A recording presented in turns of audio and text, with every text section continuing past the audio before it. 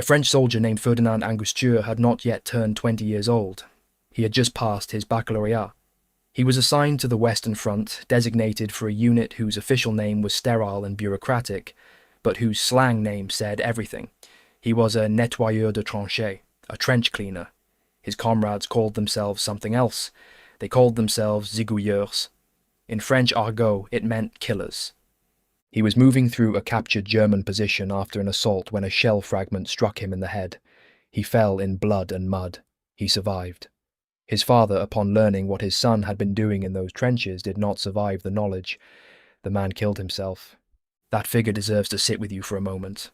A father so devastated by what the war had made of his child that he could not continue living. And Ferdinand Angusture had not even been accused of anything wrong. He had been doing exactly what the French army asked of him.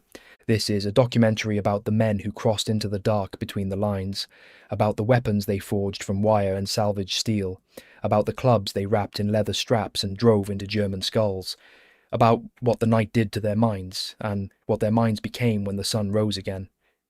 This is a documentary about the zigouilleurs, about the French raiders who descended into no man's land and fought a war that belonged not to 1914 but to the Age of Iron.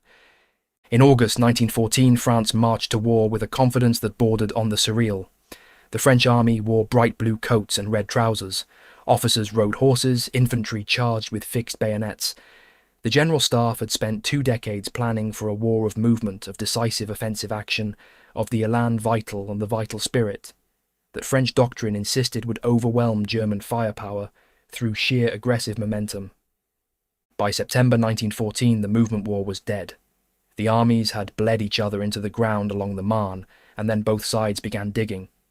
A line of trenches stretched from the Swiss border to the Belgian coast, 400 miles of slit earth. The race to the sea had ended not in flanking manoeuvre but in paralysis. 2 of the world's great industrial powers had pointed their entire economic output at each other and arrived at a stalemate so total it would last 4 years.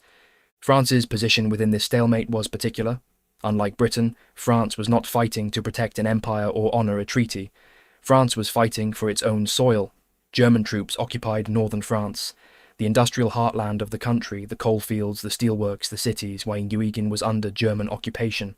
For the French soldier, the poilu, there was no alternative. He could not negotiate. He could not retreat. The enemy was already inside the house, and this fact shaped the psychology of French trench warfare in ways that distinguished it from every other combatant nation. The British soldier was fighting by choice and by duty a long way from his homeland. The French soldier was fighting because the Germans were standing on French fields, in French towns, wearing German boots on French cobblestones. The motivation was visceral, constant and unyielding. It also corroded. Year after year, the French army threw its men against German wire and German machine guns and gained nothing. By 1916, France had suffered over 1 million dead. By the time of the Nivelle offensive in April 1917, when a commander promised breakthrough in 48 hours and delivered disaster in 48 minutes, half the French infantry divisions on the Western Front had refused to attack. But even through mutiny, even through the long rotations of exhausted men to the front, even through years of industrial slaughter with no gain, one form of French warfare never stopped. The night raids continued. To understand the raids, you must understand the world in which they took place. The Western Front trench system was not a simple ditch. It was a subterranean civilization. The front line trench ran along the firing line, a narrow channel roughly 6 feet deep and 3 feet wide, reinforced with timber and sandbags, with fire steps cut into the forward wall where men stood to observe or shoot over the parapet. Behind the front trench ran the support trench, connected by a network of communication trenches zigzagging through the earth at right angles to prevent blast from travelling the length of the line. Behind the support trench lay the reserve trench. Behind that lay dugouts, supply depots, field hospitals, artillery positions. The whole system extended miles to the rear. A man could walk from the front line to a town with working cafes without once stepping into open air. In some sectors, the German and French front line trenches were separated by 300 metres of no man's land. In others, at places like the Butte de Vauquois or the subterranean battlefields near Vimy, the lines were separated by 30 metres. In a handful of positions, the lines were close enough that sentries from opposing sides could hear each other cough in the dark. No Man's Land was a textbook of industrial violence laid out across a few hundred meters of French earth. Shell craters the size of swimming pools half filled with brown water, coils of barbed wire in overlapping belts, some of it running 50 meters deep in front of the German positions, splintered tree stumps, unexploded shells, unexploded grenades, and the dead. Hundreds of them, sometimes thousands. The bodies of men who had been killed in attacks months earlier and had never been retrieved, lying where they fell, decomposing in the open, picked clean by rats. The rats of No Man's Land deserve their own note. They grew to extraordinary size on the bodies. German soldiers recorded rats as large as cats. British soldiers reported rats running across their faces while they slept in dugouts. The presence of rats in No Man's Land at night was a constant source of false alarms, because their movement through the wire sounded in the pitch black indistinguishable from men crawling. This was the world the raiders crossed into, without lights, without the ability to stand upright, without the ability to make noise. With their faces blackened with burnt cork, their identity tags removed so a captured or killed man could not be immediately identified, their equipment stripped to the bare minimum necessary to kill. The trench raid was not a spontaneous act of individual violence. It was a military doctrine with multiple defined purposes, and those purposes evolved as the war progressed. In the early months of trench warfare, raids were primarily about intelligence. Each side desperately needed to know what was in the opposing trenches, which regiment was holding the line opposite them, whether fresh troops had arrived, whether documents, maps, or orders could be captured. A live prisoner taken across No Man's Land and dragged back for interrogation was worth more than a dozen aerial reconnaissance photographs. He could tell you which units were massing for an attack. He could describe the trench layout from the inside. He could be made to reveal the schedule of reliefs, the positions of machine guns, the locations of supply routes. As the war settled into its terrible equilibrium, the purpose of raids expanded. Commanders who could not mount large-scale offensives because the casualties would be catastrophic and the gains would be measured in meters turned to raids as a way of keeping their own men aggressive and alert. The British High Command was particularly insistent on this principle. They called it maintaining the offensive spirit. The theory was that men who spent weeks in trenches with nothing to do but endure shellfire would become passive, would lose the will to fight, would begin to accommodate themselves psychologically to the German presence on the other side of No Man's Land. Regular raids disrupted this process. They forced soldiers to think offensively. They reminded them that the enemy was not an abstraction but a man in a hole, and that the man in the hole could be reached, hurt, captured, killed. There was also a third purpose, less often discussed in official documents but understood by every officer who ordered raids: terror. A raid that cost the enemy 6 dead and 2 captured was a tactical irrelevance in a war that was consuming thousands of men per hour in major engagements, but a raid that struck in complete darkness, killed silently, left mutilated bodies behind, and vanished before the alarm could be raised. That raid sent a message that travelled through the opposing trenches like a cold current. The men on the other side of the wire could not sleep easy. They did not know when the next knock would come, or how. The psychological dimension of this is difficult to overstate. Artillery was impersonal. A shell fell from the sky and killed you, and it did not know your name and it did not look you in the eye. A trench raider was different. He crossed the ground and found you in the dark, and he was entirely personal about it. France developed its trench raiding practice relatively early in the war, though the specific institution of the nettoyeurs de tranchées, the trench cleaners, the zigouilleurs, grew from practical necessity as the tactical situation developed. The immediate trigger was the problem of what to do with recently captured enemy trenches. When the French army managed to take a section of German trench in an assault, it would often be riddled with survivors. Men in dugouts who had survived the preliminary bombardment, men who had hidden in shell holes and side passages, men who were wounded but still capable of fighting. The job of clearing these men, not only systematically rapidly moving from bay to bay through the captured position, required fighters who were psychologically prepared for something different from the formal infantry charge. It required men who could operate in enclosed spaces in near darkness with no room to use a rifle, facing an enemy who might be around any corner. These men were usually volunteers. The French command did not conceal the nature of what was being asked of them. The mortality rate in these units was very high. What the command offered in return was specific: exceptional leave after each successful mission. exemption from the ordinary fatigues of trench life, the sandbagging, the wire repair, the drainage work that consumed most of a soldier's time when he was not fighting. In a war where the misery was constant and any break from it was precious, these inducements found takers. The men who volunteered tended to share certain characteristics. They were not, as a rule, men driven by patriotic abstraction. They were men who had already survived long enough in the trenches to understand the calculus. They understood that ordinary trench service was a grinding attrition that might kill you slowly over months or years. Raiding was dangerous, acutely dangerous, but it was brief, controllable, and it gave a man agency. In a war where almost everything was decided by forces beyond any individual's control, by artillery, by gas, by machine guns that cut down entire platoons in seconds, the raid was the one form of violence where skill and nerve and individual judgment actually mattered. They also, in many cases, possessed a specific psychological orientation toward close combat. Not all soldiers could walk into a German trench in the dark with a knife and a club and kill the men they found there.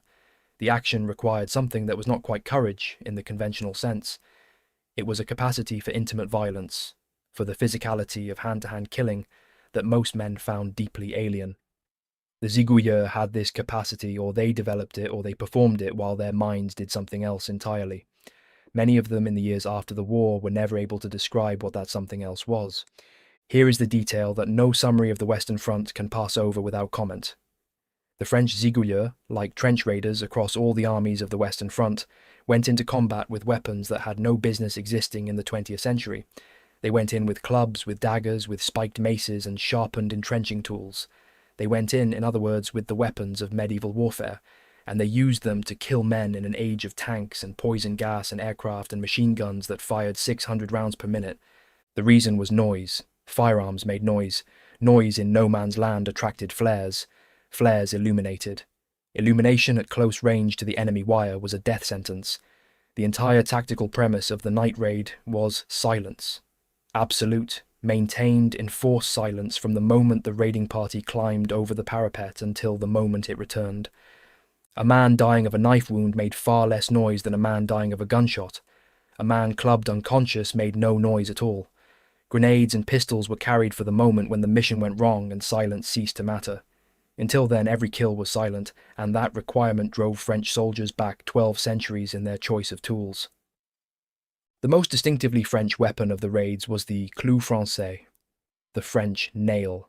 At its most basic, it was exactly what the name described, a metal stake of the kind used to anchor barbed wire, with one end bent into a crude handle and the other sharpened to a spike. Soldiers made them themselves from salvaged materials. They were produced at a number of French front-line artillery parks, the Parcs d'Artillerie, using steel taken from German field fortifications.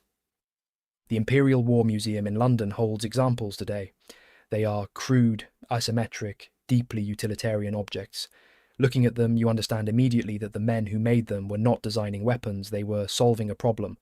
They needed something silent, something compact, something that could be driven into a human body in the dark without warning. The French army eventually formalized the design. The poignard bayonet label M1886/14 was a militarized version of the same concept, a stiletto-style dagger with a narrow double-edged blade suitable for thrusting between ribs in close quarters.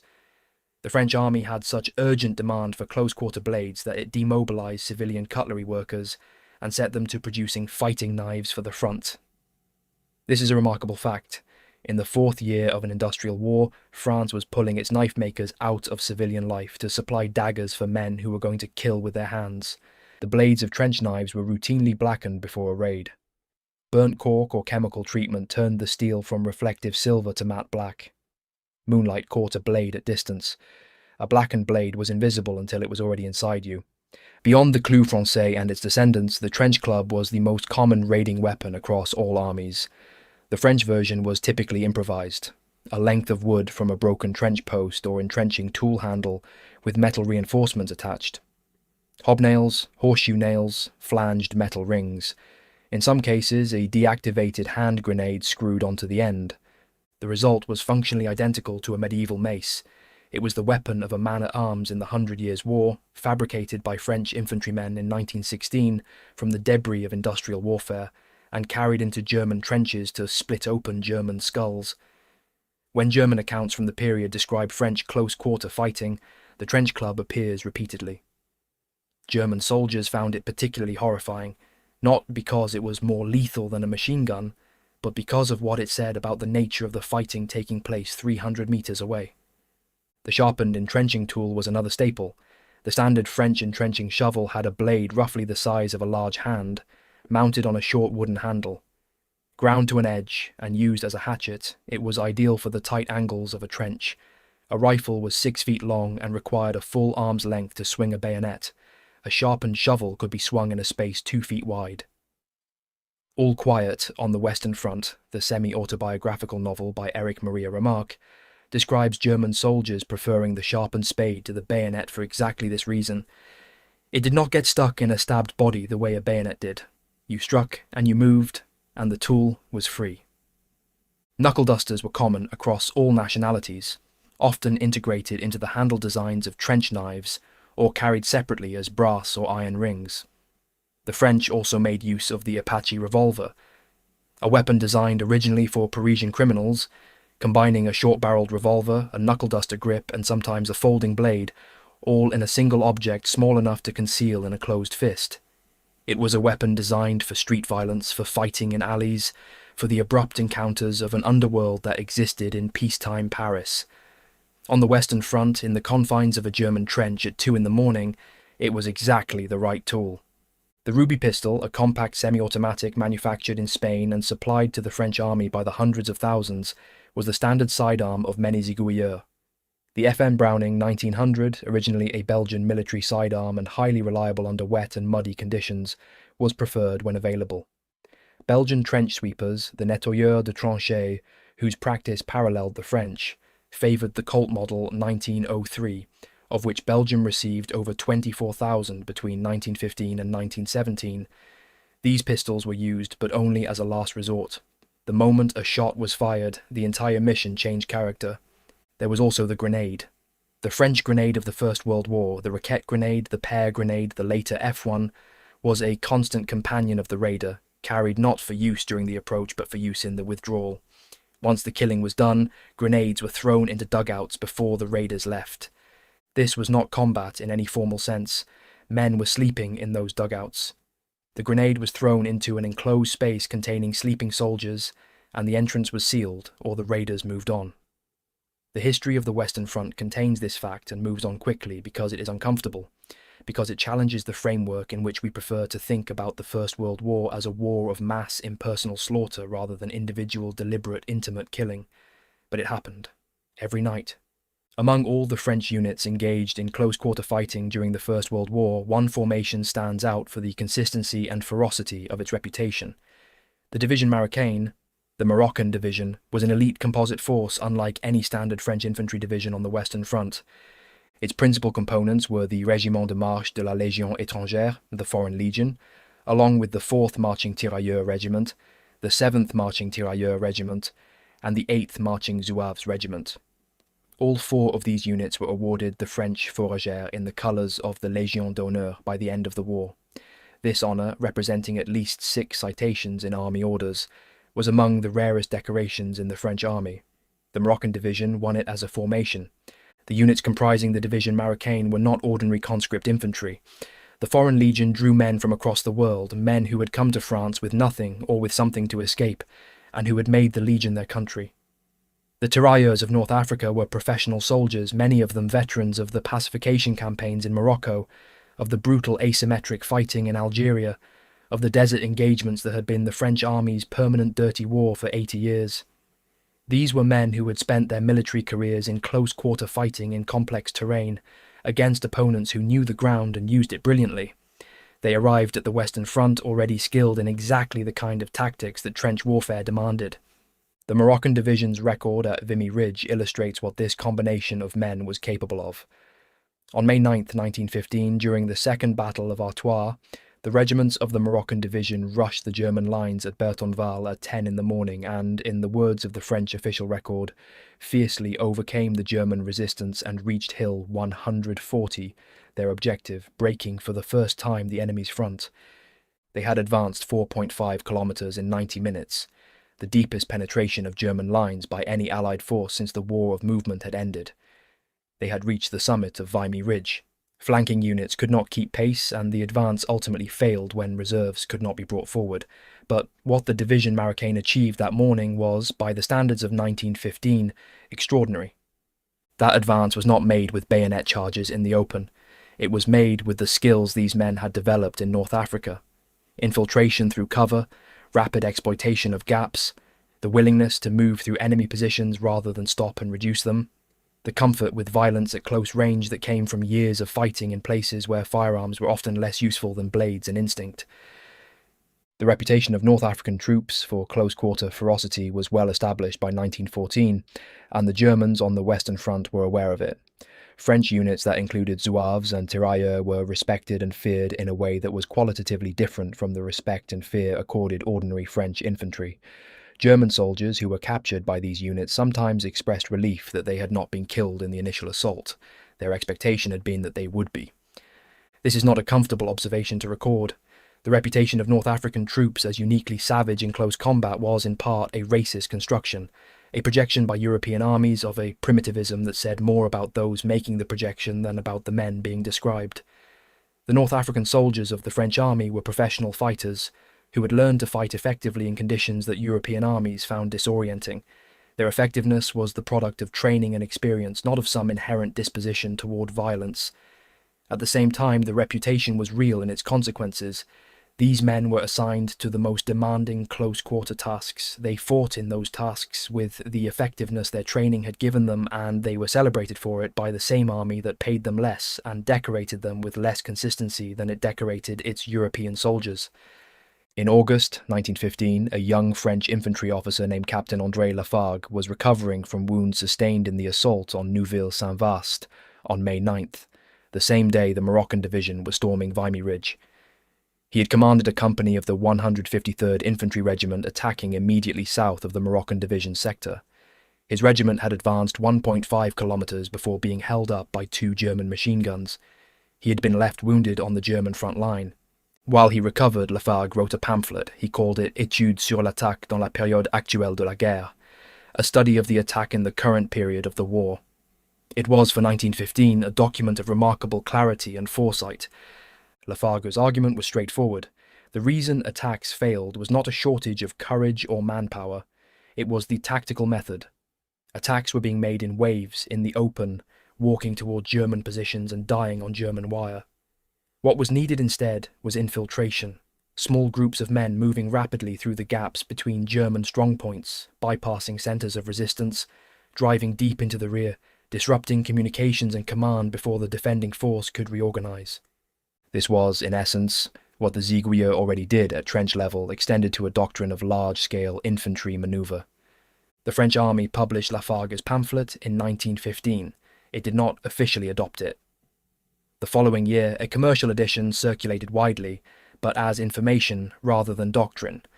The British translated and distributed it in December 1915. The Americans published it in 1916. The document was available across the Allied armies. Then, in 1916, the Germans captured a copy. They read it. Unlike the Allies, they acted on it.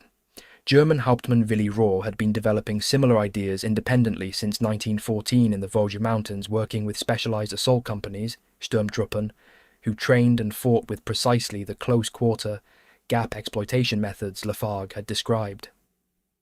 The captured Lafargue pamphlet confirmed the German direction of travel. The result, developed through 1916 and 1917 and deployed massively in the spring offensive of March 1918, was the stormtrooper doctrine that achieved the war's deepest Allied line penetrations. The French had articulated the idea. The Germans had executed it. This is not a pleasant thing to sit with. The intellectual author of infiltration tactics, the man who wrote the doctrine from the experience of the French trenches, was a French officer whose army declined to implement what he had seen. A French trench raid in the middle years of the war, 1915 through 1917, followed a fairly consistent sequence, though the details varied by sector, objective, and unit. It began hours before the raid itself, sometimes the night before, with reconnaissance. Officers or senior non-commissioned officers would go out into no man's land to study the approaches to the target section of German trench. They were looking for gaps in the wire. For the positions of German listening posts, forward positions pushed out into no man's land where German sentries stood duty in shell craters or shallow scrapes in the earth, watching and listening for exactly this kind of activity. For the rhythm of German flares and the parachute flares that the defending force fired at irregular intervals to illuminate no man's land and catch anyone moving across it. Every flare burst represented a window of perhaps 30 seconds during which the raiders had to be motionless and flat against the earth. The intervals between flares had to be memorized, timed, understood. Wire-cutting parties went out the night before the main raid, sometimes 2 nights before, to cut lanes through the German wire. This was among the most dangerous work on the Western Front. Wire-cutting required pliers and patience and silence, and it had to be done close to the German parapet, close enough that a German sentry looking over the top in moonlight might see the shapes moving in the dark. The lanes cut by these parties were marked, sometimes with white tape, sometimes with lime scattered on the ground, sometimes simply memorized by the men who would follow them the next night. On the night of the raid, the party assembled in a forward section of the French trenches, usually after dark and before midnight. The men stripped themselves of everything unnecessary. They left their identity tags. They carried no letters, no photographs, nothing that could identify them to a German officer examining a captured or killed raider. Their faces were blackened. Their bayonets were removed from their scabbards and their scabbards were left behind. The rattle of a bayonet scabbard in the dark was audible at 20 meters. Their helmets were sometimes replaced with soft caps that did not catch the moonlight and did not clink against the edge of the parapet when a man climbed over. They were equipped for killing at close range. Each man carried what his role required. The point man, the man who went first, often carried nothing but a knife and a club and the specific knowledge of where the wire lanes were. Behind him came grenadiers carrying bags of grenades. Behind them came the men whose job was to grab a German and bring him back alive, which required them to carry enough restraint material to immobilize a man who was going to fight them every step of the way across no man's land. Sometimes a raiding party was accompanied by a medical orderly, sometimes it was not. The crossing of no man's land has been described by survivors across many armies, and the accounts share certain qualities regardless of nationality. The darkness was not absolute. Flares illuminated the landscape every few minutes. Stars were sometimes visible, but the ground itself was a chaos of craters, wire, mud, water, and the remains of men. Forward movement required complete attention to every placement of every limb. A noise, a splash in a puddle, a wire singing under tension, a stone dislodged, could invite a burst of machine gun fire.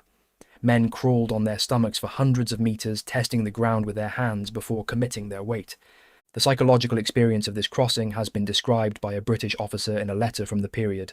He wrote, "Every man knew that he had probably seen his last sunset. Tiny noises are magnified 100-fold. A rat nibbling at the growing corn or a rabbit scuttling along gives us all the jumps. Hearing and sight are strained to the utmost." He was describing a patrol, not a full raid, but the physiological state was the same. The human nervous system under this kind of sustained alert produces a condition that has since been studied extensively, a hyperarousal state in which sensory acuity is massively elevated, in which time perception is distorted, in which certain executive functions of the brain are suppressed and older, faster, more instinctive responses take over. This is the physical condition in which a man crossed no man's land at 2 a.m, with a club in his hand and a knife in his boot. It is a condition that his body produced automatically, without his consent, because his body understood before his mind did that he was likely to die if it did not. What happened when a French raiding party reached the German trench is difficult to describe without clinical precision, and clinical precision itself becomes a kind of violence against the reader's imagination. Standard practice was to locate the sentries first. German sentries in the front-line trench could sometimes be detected by the glow of a cigarette in the dark. They could sometimes be heard, the low murmur of conversation between 2 men who had been standing post for 3 hours and were fighting sleep. The raiders would locate the sentry, approach within a few meters, and kill him, silently or as silently as possible, with a knife from behind, with a club to the skull. The IWM oral history collection includes British accounts of this practice that are consistent across dozens of testimonies. Dispose of whoever was holding it by bayonet if possible without making any noise or clubbing over the head with the butt. With the sentries down, the raid moved into the trench proper. The layout of a typical German frontline trench was composed of a series of bays. sections of trench separated by traverse buttresses, offset angles in the line designed to prevent a single grenade or machine gun burst from killing every man in a long straight run of trench. Moving through this system in the dark required a method. One man would reach the edge of a bay and throw a grenade around the traverse into the next section. A second man, positioned behind, would count the seconds and then rush around the traverse immediately after the grenade exploded, into the concussive disorientation of the survivors. The same sequence would repeat at the next bay. Grenade, then rush, then knife, then the next bay. Dugouts, the roofed shelters cut into the trench walls where German troops slept between duty rotations, were treated differently. A raider would approach the entrance of a dugout, pull the pin on a grenade, count a second to prevent it being thrown back and roll it inside, then move on. The men sleeping in that dugout were not given the chance to resist or surrender. They were killed where they lay because the alternative was a firefight that would wake the entire sector and trap the raiders inside German lines. The objective, a prisoner, a document, a destroyed machine gun emplacement, had to be achieved within minutes. Raiders were acutely aware that every additional moment they spent in German lines was a moment in which reinforcements could arrive from the support trench, in which a runner could reach a field telephone and call for artillery to fall on the raided section, in which the normal rotation of sentries could bring 20 fresh men onto the position. The clock was always running. When the prisoner was taken, he was handled with efficiency. His hands were bound, he was gagged, he was moved. If he struggled, he was struck. If he continued to struggle, he was struck harder. The objective was to bring him back alive and coherent enough to answer questions, but not at the cost of the mission or the lives of the men carrying him. The withdrawal across no man's land was the moment of maximum danger. The raid had announced itself, or was about to.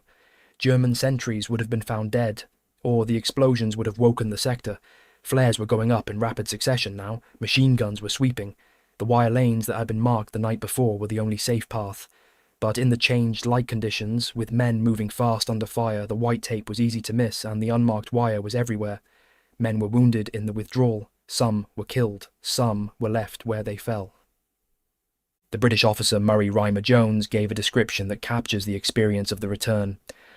You'd drop into the trench once you'd established yourself and wend your way round each bay. The bomb thrower would throw a grenade towards the next bay, and just after it exploded, the man leading would dash round into the trench where the bomb had just gone off and dispose of any occupants. And so we'd go on until we'd cleared the whole trench. This describes the systematic mechanics of it. What it does not describe is the state of a man doing this at 3 in the morning in the dark, with German reinforcements arriving and the exits closing. Joseph Danan was born in 1897 in Coligny, in the Ain department of eastern France. He came from a poor family and had no particular prospects. On January 8, 1916, he enlisted in the French army at the age of 18 and was assigned to the 35th Infantry Regiment. What followed was a combat record of extraordinary consistency. Darnand was promoted to corporal in April 1917, to sergeant on June 1, 1917, and to adjutant, warrant officer, in 1918. He volunteered for missions that most men declined. He sustained multiple wounds. He received the Croix de Guerre in November 1917 for specific acts of bravery under fire.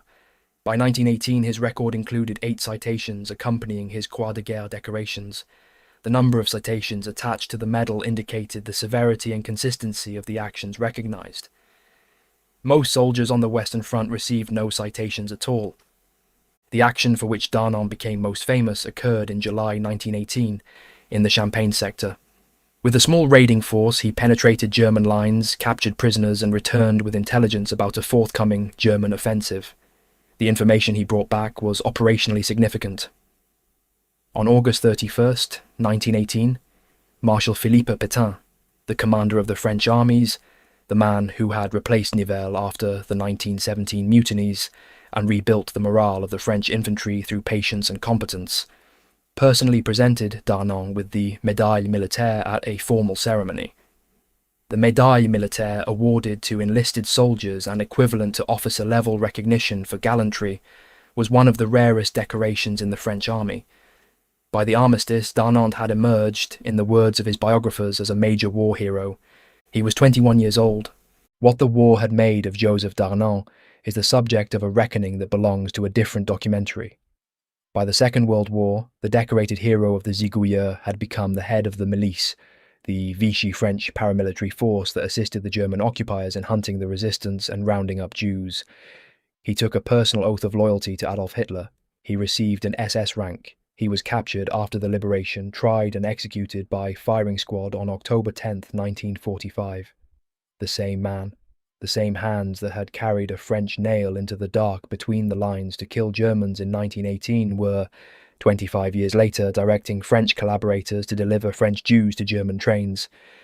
The question of what the war made of men like Darnand, men who had been shaped from adolescence by intimate violence, who had built their entire identity around a warrior identity, who returned to a civilian world that had no place for what they had become, is one that historians of the interwar period have not finished answering.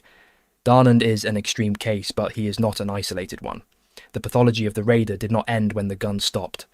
Not every French soldier who participated in trench raids was a zigouilleur by temperament or by choice. The ordinary poilu, the French infantryman who appears in the greatest surviving chronicle of the Western Front, the notebooks of Corporal Louis Barthas, often experienced raids as something done to him by officers who lived away from the front, rather than something done by him against the enemy. Barthas was a barrel maker from a small wine-growing village in Languedoc. He was conscripted in the opening days of the war and spent the next 4 years in near-constant combat across Artois, Flanders, Champagne, Verdun, the Somme, and the Argonne. He recorded everything in 19 notebooks. The notebooks were not published in France until 1978, when they became an anti-war classic. In the English-speaking world, they remain less known than the German and British memoirs of the war, but among historians of the French experience, they are considered essential. Barthas did not refuse to fight. He was, by the evidence of his notebooks, a courageous and effective soldier. But he shared what was, by 1916, a widespread conviction among the French infantry that the true enemy was not entirely on the other side of no man's land. The orders that sent men on raids were issued by officers who were not in the front trench. The arguments about maintaining the offensive spirit were made by men who would never personally cross the wire. A raid that resulted in 2 prisoners and 4 dead French soldiers was described in Army order as a success. It did not feel like a success to the men in the trench who were still there the next morning. Henri Desagneaux, another French officer whose diary is among the primary sources of the war, described executing orders that ensured dozens of his men died, attempting to achieve impossible objectives worked out at a headquarters in the rear. His contempt for the staff officers who designed these missions from positions of safety is consistent and furious throughout his account. The terse, unflinching prose he uses for the raids. We went over, we cleared the position, we came back with 2 prisoners and 3 dead. Has a flatness to it that is more eloquent about the human cost than any amount of description. The American forces that arrived in France in 1917 and 1918 trained under French instructors and absorbed French trench-fighting doctrine. Lawrence Stallings, in his History of the American Expeditionary Forces, described what this training looked like. A doughboy learning the French method was taught to emphasize grenades, the Chauchat automatic rifle, and the shovel. The French instructors, worn down by 3.5 years of fighting, communicated the basics of survival in the trenches with an efficiency that came from having reduced the problem to its essential elements. Move fast, throw grenades, don't stop to think about the man you're killing, come back alive if you can. What did the raids do to the men who conducted them? This question requires care, because the evidence is scattered across memoirs, military psychiatric records, letters, and the silence of men who came home and never spoke about what they had done. The French military had a term for the psychological stress of the Western Front, la guerre des nerfs, the war of the nerves. The Germans had Kriegsneurose, the British had shell shock. All of these terms described roughly the same phenomenon, the systematic destruction of the human nervous system by prolonged exposure to industrial violence. By the end of the war, the British Army had officially recorded more than 80,000 cases. The real number across all armies was certainly far higher, because many cases were described under more palatable names: nervous debility, lack of moral fibre, cowardice, and many were simply not recorded. The specific experience of close-quarter killing produced its own psychological signature. Men who had killed at distance, or by artillery, by rifle fire, by machine gun, had the abstraction of distance to buffer the experience. The man you killed at 300 meters was a shape, a movement, a problem solved. The man you killed at 3 feet was a man. He had a face, he had a sound, he had a physical substance that pressed against you as you killed him. The historian Joanna Bork, in her study of face-to-face killing in 20th century warfare, An Intimate History of Killing, documents the ways in which military training attempted to prepare men for close combat and consistently failed to prepare them for the psychological aftermath. Training could teach a man to use a club. It could not teach him how to live with having used one. The Ziguiers who survived the war carried what they had done in their bodies in ways that did not translate to medical diagnosis. A fragment of a soldier's diary, cited in French sources on the nettoyeurs, captures something of the internal state. The passage has been translated. "We advance with heavy hearts through the trench. Every recess can hide an enemy. You must be fast, precise, without hesitation. Tonight I am still alive. But how many other Ziguiers will not return?" The sentence structure is compressed, stripped of ornament. The observation about speed and precision is professional, almost clinical. The question at the end, how many will not return, is not rhetorical. It is a daily accounting. The mortality rate in the Ziguiers units was very high. This was known and understood by the men who volunteered. The command's offer of exceptional leave after each successful mission must be read in this context. The implied corollary of that offer was that the mission was likely to be one of your last. You would get the leave, or you would be dead, or you would be captured. The leave was promised because the alternative outcomes were assumed. The men who survived multiple raids were a small fraction of those who undertook them. Those who did survive were changed in ways that they themselves found difficult to articulate. Many of them sought out continued danger in the years after the armistice. Joseph Darnand re-enlisted for 2 years in September 1919. He fought in the occupation of Germany. He fought against Ataturk's forces in Cilicia. He did not stop fighting. He could not stop fighting. The civilian identity that other men reconstructed in the 1920s, the family, the trade, the ordinariness, was accessible to him in only the most superficial form. Ferdinand Angustieux's father killed himself when he learned what his son had been doing. The shock of that fact is not reducible to simple explanation. It implies that what Angustieux had been asked to do and what he had done was not something his father could accommodate within any framework of meaning available to a civilian man in 1917. The war had made of his son something unrecognizable, something the father could not find a way to love or to mourn or to accept, and the father chose oblivion rather than the knowledge. The objects themselves survive, and they are worth dwelling on. In the collection of the Imperial War Museum in London, there is a French trench dagger labelled Le Nettoyeur de Tranchées.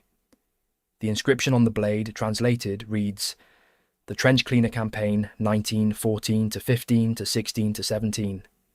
The weapon was made from a single piece of steel with an unusual 3-bar open hilt that the museum's catalogue describes as resembling a whisk. It was designed by Henri Coe, who ran a company with his brothers. There are 2 variants. The blade tapers to a spear point. The hilt is, according to the catalogue entry, comfortably shaped to hand. Someone designed this object to be comfortable to hold. The purpose for which it was comfortable is not stated in the catalogue, but it does not need to be. In the same collection there are examples of the clou français, the French nail. The museum's entry describes them as apparently produced at a number of French frontline parks d'artillerie, utilising steel salvage from the reinforced concrete of German field fortifications. Another reference describes the object as a stabbing weapon made from the metal posts which carried German barbed wire. The upper loop formed a handy grip and the stem was sharpened. German barbed wire, repurposed into a weapon by the men who were trying to get through it to kill the men who had strung it. There is a certain logic in that. The Western Front generated an entire ecology of improvised violence from the materials it produced. Trench clubs were built from shattered timber. Knuckle dusters were forged from helmet liner brackets. Grenade casings were adapted into club heads. The landscape of the war, its physical debris, was constantly converted by the men living in it into tools for killing the men on the other side of it. This was creativity under the most extreme possible conditions. Men who had no access to a factory, no access to a supply chain that could provide them with what they needed, making what they needed from what the battlefield had left around them. The medieval comparison is irresistible and also accurate. The trench clubs of the Western Front were functional equivalents of the maces and morning stars of 13th century Europe. The stiletto knives were functional equivalents of misericords, the long, narrow daggers that medieval knights used to slide through the gaps in armour and kill a fallen opponent who could not otherwise be reached. The entrenching tool as hatchet was the woodsman's axe of the Iron Age. The technology had changed, the situation had not. Men in an enclosed space in the dark, with no room to use their primary weapons, killing each other with whatever they could reach. This was the Western Front in its most fundamental and most ancient form. The relationship between the men who conducted raids and the officers who ordered them was one of the defining fault lines of the French First World War experience. The literature of the French trenches returns to this tension repeatedly. Murray Rymer Jones, a British officer, captured the staff perspective with uncomfortable honesty. He acknowledged that the intelligence purpose of raids was very reasonable, identifying which German units were opposite, detecting movements from the Eastern Front. And then he added, "But in order to do that, they didn't come up themselves. They were asking you to do the most stupid things." This was the daily reality for the men in the front trench. Orders arrived from a headquarters that had not been in the front line that week or that month or possibly that year. Those orders required men to go into the dark and come back with a German, or come back in pieces. The French command's approach to raids was not fundamentally different from the British approach, though the specific institutional form of the Ziguilleurs, the volunteer specialist unit, gave the French system a slightly different character. In the British Army, raids were often organised at battalion or company level, and participation was not truly voluntary. Sidney Amat of the London Regiment described it plainly. They never used to ask for volunteers. They used to say you, and you were in the party.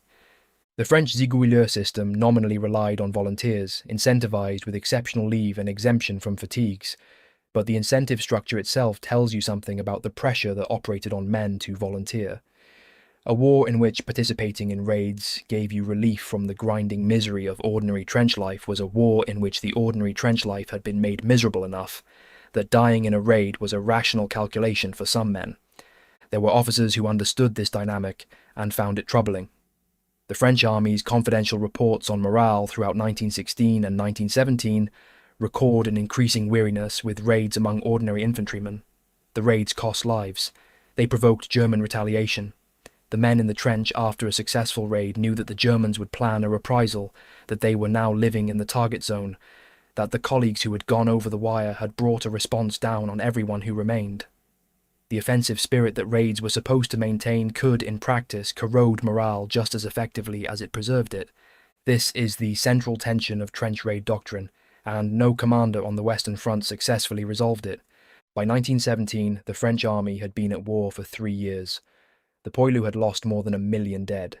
He had survived Verdun, where the French and German armies had spent 10 months killing each other's men, at a rate that eventually consumed roughly 700,000 casualties on both sides. He had survived the Somme, where the British Army suffered 57,000 casualties on the first day alone, and the combined Allied German losses over the 4-month battle exceeded 1 million. He had survived the Second Battle of Artois, the Champagne offensives, the Chemin des Dames, when Nivelle promised breakthrough in 48 hours in April 1917 and delivered catastrophe instead. The French infantry's response, collective refusal to attack, men who said they would defend but would not assault, units that bleated like sheep as they marched toward the front, was not cowardice. It was the rational response of men who had understood at a level that went below articulation that the tactical method being imposed on them was incoherent. The offensive spirit could not, by 1917, withstand the evidence of 3 years of evidence that the offensive spirit without tactical competence was a machine for producing corpses. Pétain replaced Nivelle and immediately grasped what had happened. He visited the front units personally. He listened. He promised no more suicidal attacks. He improved leave, improved food, improved the ordinary conditions of trench life.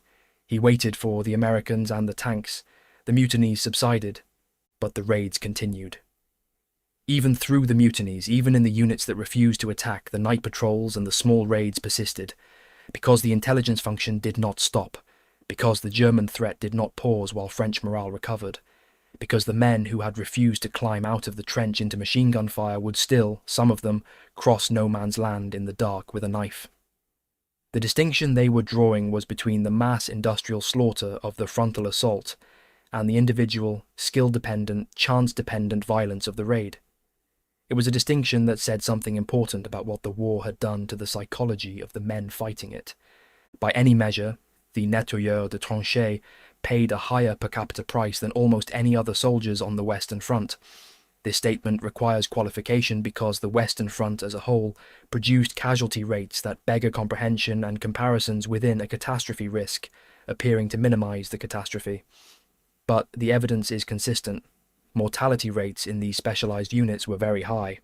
Volunteers understood this going in, and the units continued to find men. The 291st Infantry Regiment of the French Army raised a Ziguier squad specifically for trench exploration after German gas attacks, when the regiment needed to enter German positions that had just been hit by their own gas. The weapons with which the squad was equipped were, in the words of the regimental history written by Lieutenant Colonel Eggenspieler, arms as might have been carried by our ancestors of the Iron Age. The first designation of the squad indicated what kind of cleaning was to be done. The record of Ferdinand Angusture, the young nettoyeur who had just passed his baccalaureate and was assigned to the position on October 23, 1917, illuminates the gap between the official language of the war and the human reality within it. His citation noted that he was charged with reorganizing positions retaken from the enemy. This is the bureaucratic formulation. What it meant in practice was that he was in a recently captured German trench, moving through it, dealing with whatever the capture had left behind. He was 18 years old, recently certified for university, crawling through a hole in the earth with a blackened blade in his hand. He caught a fragment of artillery shell in the head. He survived. His father did not survive the knowledge of what his son had been doing. The French historian Dimitri Chavroche, in a doctoral thesis on the nettoyeurs, drew a distinction between raids, coups de main, surprise attacks, and nettoyeurs de tranchées proper. The distinction mattered because the specific function of trench clearance, the systematic post-assault killing of surviving defenders, was different in character from the intelligence-gathering raid or the targeted strike. It was closer to execution than to combat. It was the last stage of a tactical process in which the major violence had already been done, and what remained was the killing of men who could not escape. This distinction is the one that Ferdinand Angusture's father encountered when he learned what his son had done, and it is the one that drove him to take his own life. The nettoyeurs de tranchées, the zigouilleurs, occupy an awkward position in the historiography of the First World War. They are not absent from the record. Too many weapons survive, too many citations mention their specific function, too many regimental histories reference their existence, but they are not celebrated in the way that the British Victoria Cross winners are celebrated, or the way that the German stormtroopers are analysed. They exist in a kind of historical penumbra, too violent to be heroes, too numerous to be anomalies. The discomfort this produces is instructive. It tells us something about how the First World War is remembered and why. The dominant narrative of the war, particularly in Britain and France, is one of mass sacrifice, of ordinary men caught in a catastrophe not of their making, of industrial slaughter that overwhelmed human agency. This narrative is accurate as far as it goes, but it has difficulty accommodating the zigouilleur, the man who volunteered for intimate killing, who drew satisfaction or at least efficacy from it, who came home and could not stop. The same difficulty applies to the weapons. A trench club with a spiked head is not a comfortable object to display in a war memorial. It does not fit the visual grammar of mass industrial slaughter, the gas masks and artillery shells and reels of barbed wire that serve as the iconography of the Western Front. The club is too personal. It implies a hand that swung it, a skull that received it, a relationship between killer and killed that the dominant memorial tradition prefers to elide. The war was all of these things simultaneously. It was the impersonal industrial slaughter of the Somme and Verdun. It was also the face-to-face knife and club violence of the night raids. Both were real. Both were systematic. Both were ordered by the same command structures and funded by the same national economies and conducted by the same armies. The men who died at long range and the men who died at arm's length were equally dead. What the zigouilleur adds to this history is not a revision but a completion. He is the part of the Western Front that is most difficult to fit into either the heroic or the tragic narrative, and therefore most revealing of what the war actually required of the men who fought it. It required them sometimes to kill in the dark, with weapons that belong to another millennium, in silence, with skill, and with will. It required this of volunteers, men who chose this over the alternative forms of dying the war offered. It required fathers to die of the knowledge of what their sons had become. There is a binary at the centre of the zigouilleur story that resists resolution. These were men who did something extraordinary. They volunteered for the most dangerous, most intimate, most psychologically demanding form of combat the Western Front produced, at a time when the war was consuming their country and their generation. They brought back intelligence that saved lives. They disrupted German operations. They maintained, in their particular dark way, the capacity of the French army to function as an offensive force at a moment when that capacity was fracturing from within. They also killed sleeping men with grenades thrown into enclosed spaces. They clubbed sentries to death. They moved through captured positions with blades, finishing the wounded. They did these things because the war required them, and the war required them because the war was what it was, an industrial killing machine of a scale and character that no previous civilization had produced, that had created a tactical situation with no solution except to keep producing more death in more configurations until one side could no longer sustain the process. The question that Zigulier poses is not whether he was right or wrong. That question is too small for the scale of what is being described.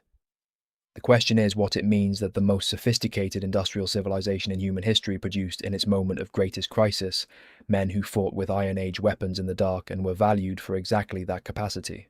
What it means that the gap between the military technology of 1914 and the killing method of 1918 was, at the level of the individual fighter, measured not in centuries of progress but in centuries of regression. What it means that the most personally consequential violence of the Western Front, the violence that fathers could not survive knowing their sons had performed, was the violence that looked most like the violence of the ancient world. Joseph Darnan received the Médaille Militaire from the hand of a Marshal of France. He was 21 years old. He had been a killer in the dark. He would become, in a different war, a different kind of killer, in a different kind of dark. Ferdinand Angostura survived the shell fragment that struck him in the head.